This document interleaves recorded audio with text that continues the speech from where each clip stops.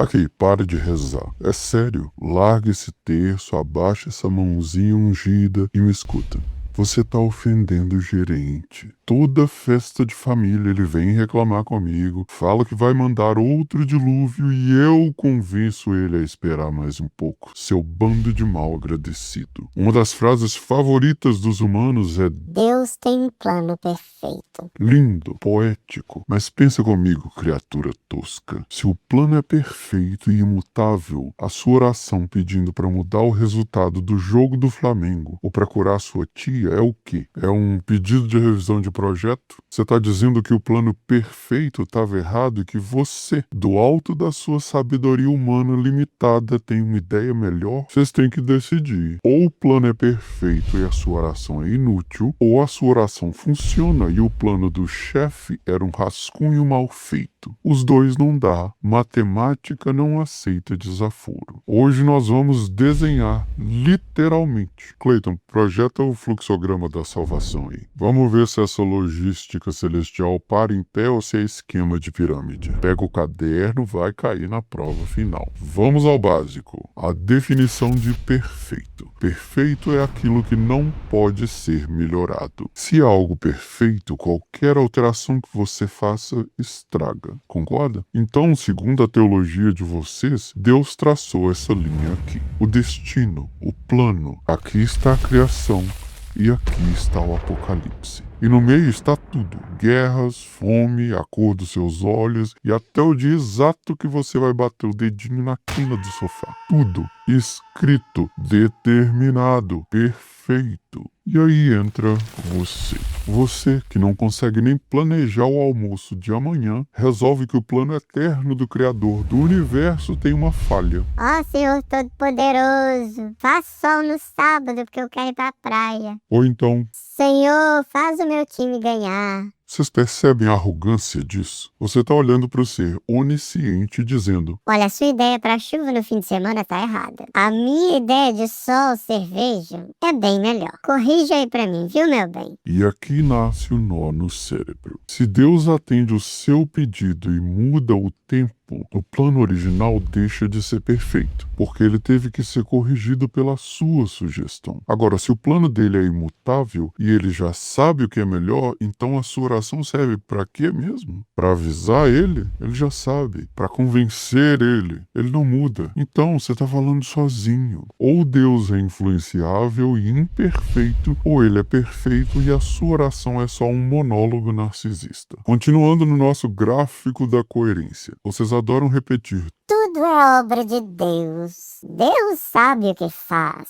nasce um bebê saudável? Graças a Deus. Você ganha uma promoção? Deus é fiel. O sol nasce? Obra do Criador. Ok, não tem problema. Mas vamos ser consistentes, né, caralho? E o câncer? Obra dele. E a fome na África? Tava no projeto. E o Covid? Aquele lá foi um lançamento global, marketing pesado, obra dele também. Se o plano é perfeito e ele faz tudo, você tem que agradecer pelo tumor com a mesma alegria que agradece pelo aumento de salário. Senhor, muito obrigado por essa hernia de disco maravilhosa. Gratidão eterna por essa virose que me fez cagar água durante 3 dias. O Senhor sabe o que faz. Aleluia pela gastrite que queima o meu estômago. Deve ser o seu fogo me abençoando, Senhor. Mas vocês não fazem isso, vocês são hipócritas. Vocês selecionam o que é bom é bênção, o que é ruim. Ah, é provação. Maldade do diabo. Me respeita, eu não crio vírus, eu sou da área de entretenimento. Biologia, teoricamente, é com o departamento de lá. Se ele é onipotente, nada acontece sem a assinatura dele. E aqui entra o ponto que buga minha mente milenar. Se Deus te deu uma doença, teoricamente é porque ele tem um propósito, certo? Um aprendizado, um teste de fé. Então me explica, por que você toma remédio? Se a doença é a vontade de Deus para você, tomar um antibiótico não é contra a vontade dele? Você não está atrapalhando o plano divino com essa novalgina? Se o plano era você sofrer para evoluir espiritualmente, quando você vai ao médico, você está colando na prova. Aliás, se fé cura mesmo, por que cristão tem plano de saúde? faculdade? Por que vai pro hospital? Por que pastor usa óculos? No fundo, isso é prova que vocês confiam mais na Pfizer do que na providência divina. Mas eu oro pra conseguir as coisas, capeta. A oração de pedidos. Uma vaga de emprego. 10 candidatos. Todos oram. Senhor, abre pra mim essa porta. Deus tem um plano perfeito, lembra? A vaga já tem dono no script dele. Então, para 9 desses coitados, a oração é apenas um spam celestial. Deus vai contar quem rezou mais alto? É o que? Um leilão de fé? E o futebol? Torcida do Flamengo rezando, torcida do Botafogo rezando. Se Deus fosse justo e atendesse a oração de todo mundo, todo jogo terminava 0-0. Ou a bola explodia, sei lá. A verdade é dura, o time ganha porque o atacante é bom ou porque o juiz é ladrão. A sua oração não muda o placar, a menos que Deus tenha apostado em alguma bet vigarista, claro. E a minha oração favorita é a da classe média.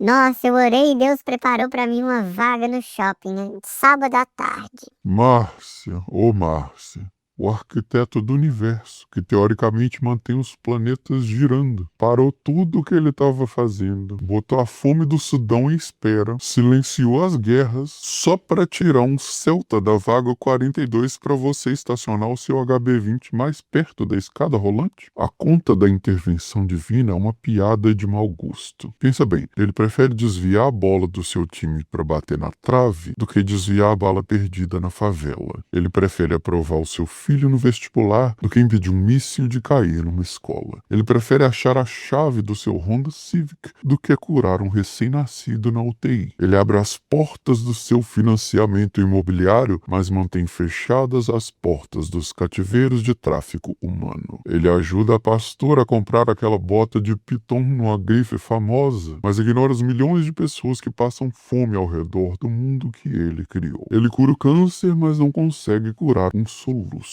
Prioridades maravilhosas do seu criador, não acha? Mas pelo menos seu bolo de cenoura não solou. E por falar em oração, algum religioso aí sabe, por favor, me explicar por que um Deus poderoso ouve a prece de um pastor que recebe um relógio de luxo, mas ignora a prece de uma criança que está sendo abusada? Ou melhor, um bebê que ainda nem sabe falar. É porque ela não teve fé suficiente? Onde está o bondoso Deus da Bíblia que prefere dar uma viagem para Dubai para um pastor claramente pilantra e deixa um bebê ser abusado por um lixo humano qualquer? Ah, que livre-arbítrio! Onde é que está o livre-arbítrio da criança? Livre-arbítrio é o argumento bosta que você usa para tirar o seu cu da reta, quando no fundo você sabe que se o seu Deus fosse bom mesmo, ele jamais ia deixar isso acontecer, inclusive dentro das igrejas católicas e protestantes que vocês frequentam. E por falar nisso, vamos entrar na parte que eu chamo de o golpe do cassino, o famoso livre-arbítrio, a desculpa que vocês tiram do rabo sempre que não tem uma explicação plausível. A teoria é linda, você escolhe se peca ou não. Um lado céu, outro lado inferno.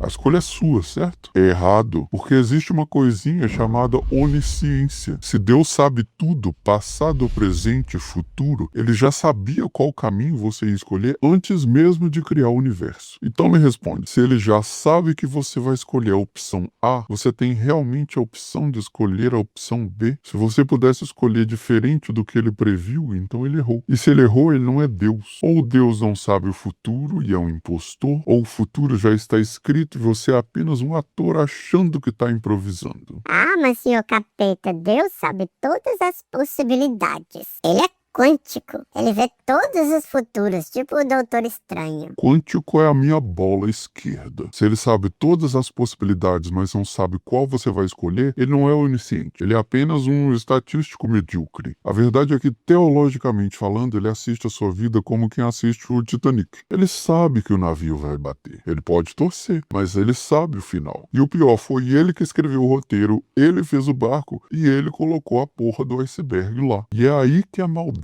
fica refinada. Imagina uma fábrica de almas. Deus está lá na linha de produção. Ele pega a sua alma, com a onisciência dele, ele vê o futuro todo dessa alma. Vê que você vai trair, sonegar, adorar a imagem de gesso. Ele sabe que essa alma vai pro inferno. O que um ser de amor infinito faria? Esse vai dar defeito, cancela. Certo? Deixa eu ver. Esse aqui, ó, o Rodolfinho, vai roubar doce e vai virar ateu. E vai queimar no enxofre nos próximos trilhões de anos. Perfeito, aprovado. Desce pra terra. Boa sorte, hein, campeão?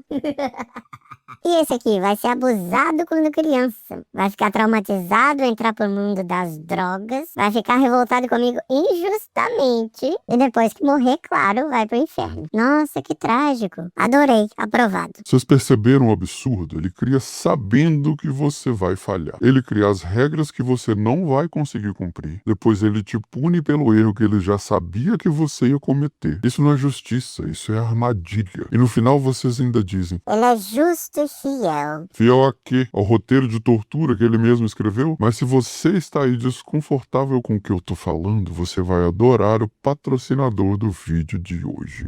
Você está incomodado com essas manchas de sadismo na reputação do seu criador? A lógica do Deus amoroso que cria um inferno deixou uma sujeira difícil de explicar na sua teologia? Seus problemas acabaram. Chegou o revolucionário sabão com texto. Com a fórmula exclusiva, não era bem assim. O sabão com texto remove até as manchas mais difíceis do Velho Testamento. Deus mandou matar crianças? Era outro contexto cultural. Deus regulamentou a escravidão? Eram servos, não escravos. Deus sabia que você ia pro inferno e te criou mesmo assim? Mistério divino. Pare de passar vergonha tentando explicar o inexplicável. Use sabão com texto, porque se tá na Bíblia e é feio, a gente lava até parecer bonito. Não remove manchas de cisma, porque essas o pastor gosta e usa para ganhar mais dinheiro. Agora que a gente limpou a consciência, vamos falar de privilégio de morrer cedo. Olha para esse gráfico. Aqui nós temos o Josézinho. Morre com 2 anos. Tragédia humana. Mas teologicamente, o Josézinho tirou a sorte grande. É o VIP Pass da salvação. Ele não foi testado, ele não pecou. Resultado? Céu direto. Sem fila, sem passar no guichê 42. Agora olha seu Roberval. Viveu até os 80 anos. O Roberval teve 29 mil dias de oportunidades para fazer merda.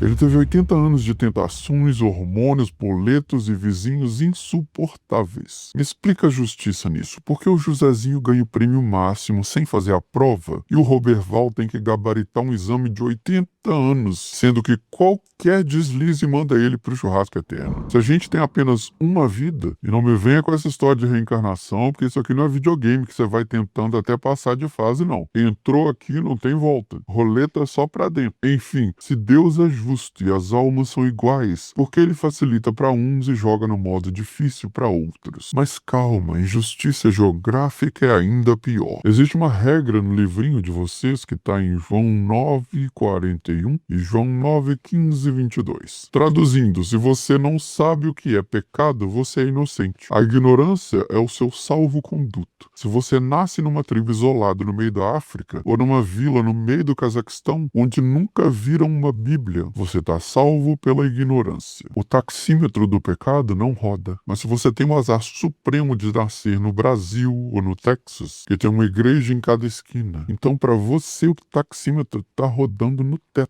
Se você é um ateu no Cazaquistão, céu, ignorância. Se você é um ateu no Brasil, inferno, rebeldia. A mesma alma, o destino muda só por causa do CEP.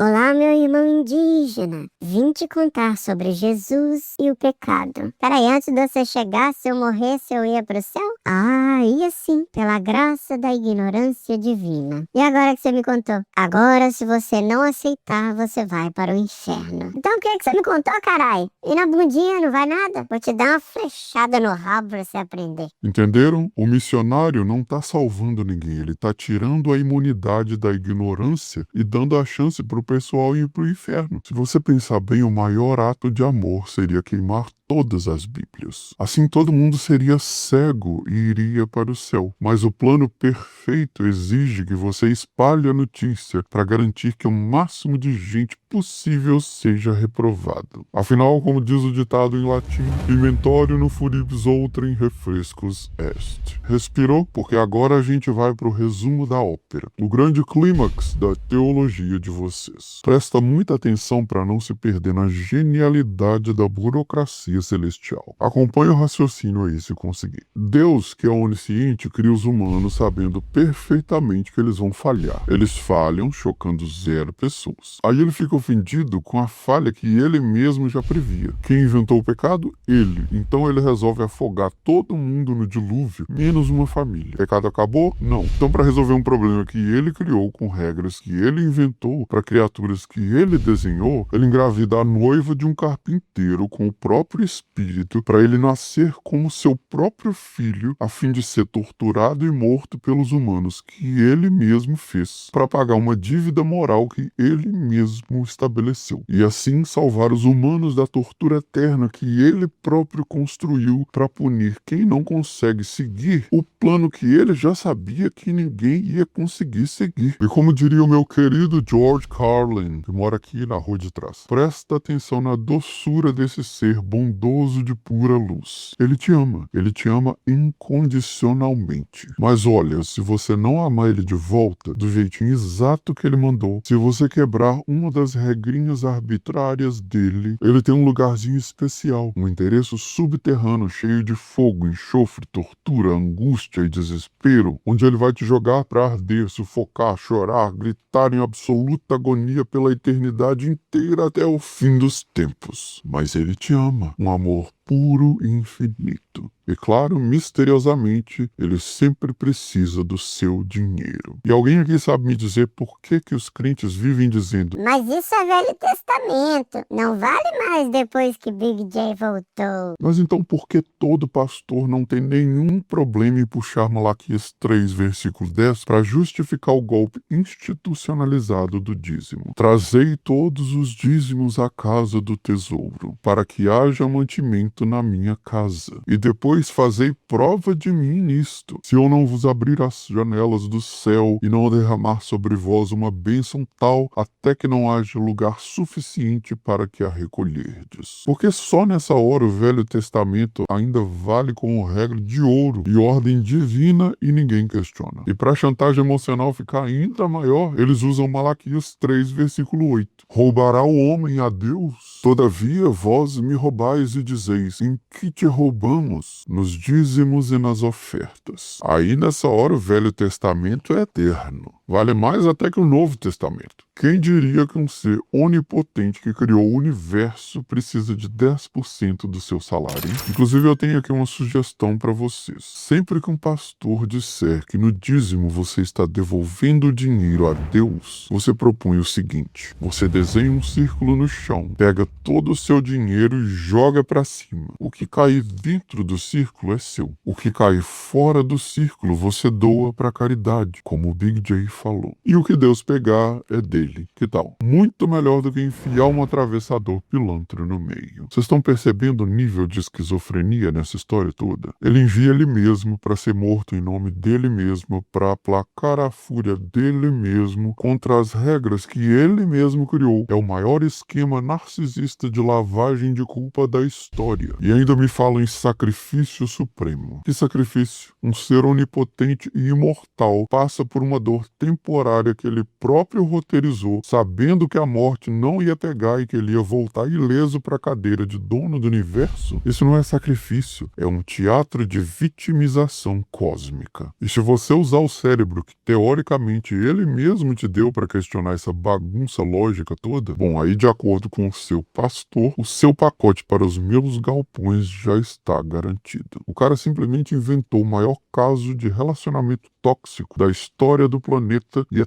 tão eficiente que todo mundo acha que é amor. E vocês ainda têm medo de mim? Eu sou só o cara que sugeriu a maçã. Quem montou a câmera de gás foi o outro. Pensem nisso. Ou não, afinal, o plano é perfeito, não é? Sabão com